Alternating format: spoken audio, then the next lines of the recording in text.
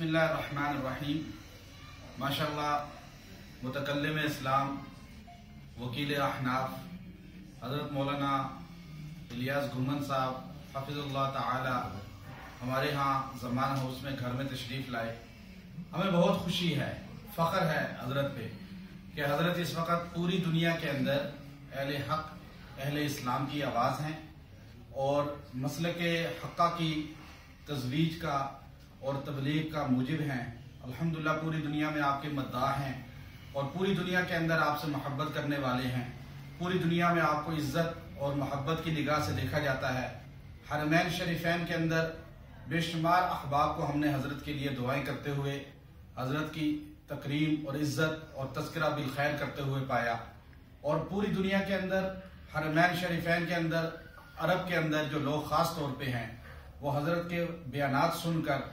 اور مسلک احناف پہ پابند ہیں اور حنفی مذہب کو صحیح سمجھنے والے ہیں۔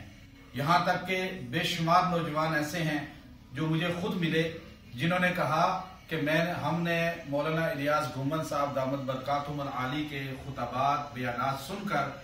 صحیح مسلک احناف کی ترجمانی کو سمجھا اور ہمیں پتہ چلا کہ حنفیت کیا ہے، ورنہ ہم سلفیت کی طرف چلے گئے تھے۔ تو میں حضرت کا جو ہے سایہ رحمت اس امت پر بہت بڑا اللہ کا احسان سمجھتا ہوں، اور میں حضرت کو مبارکباد اس بات کی دیتا ہوں کہ حضرت کی وجہ سے ہمیں خود ایسے نکات پتہ چلتے ہیں، علماء حضرات کو بھی خاص طور پہ، کہ جو نکات ہمارے ذہنوں میں نہیں ہوتے۔ تو میری گزارش ہے تمام احباب حضرت کی قدر کریں، حضرت کی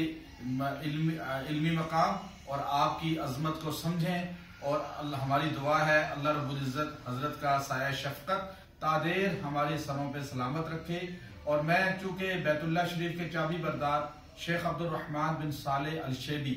جو صحابہ حضرت عثمان بن طلحہ الشیبی کی اولاد ہیں، اور آج بیت اللہ کی چابی ان کے پاس ہے اور تا قیامت انشاءاللہ اسی خاندان میں رہے گی، بخاری شریف کے اندر یہ حدیث موجود ہے۔ تو میں چونکہ ان کا معالج خاص ہوں اور میں چونکہ ان کے قریب ہوتا ہوں، ان کے قریب رہتا ہوں، الحمدللہ ہم نے بے شمار عرب کو بھی حضرت کا تعارف کرایا، اور ان کا بھی وہی عقیدہ ہے جس کی تبلیغ حضرت کرتے ہیں۔ تو میں اپنی طرف سے حضرت کی محبت اور حضرت کی شان اور حضرت کی عظمت میں خانہ کعبہ بیت اللہ شریف کا یہ غلاف حضرت کی نظر کرتا ہوں، حضرت کو پیش کرتا ہوں، اور یہ محبت کا اظہار ہے کہ ایسے ہی محبت کا اظہار کم لوگ کرتے ہیں تاکہ حضرت ہمیں یاد رکھیں، اور انشاءاللہ جہاں حکم فرمائیں گے ہم حاضر رہیں گے۔ ہماری محبتیں ان کے ساتھ ہیں اور ہماری دعائیں حضرت کے ساتھ ہیں، یہ حضرت کے لیے۔ لا الہ الا اللہ، لا الہ الا اللہ، لا الہ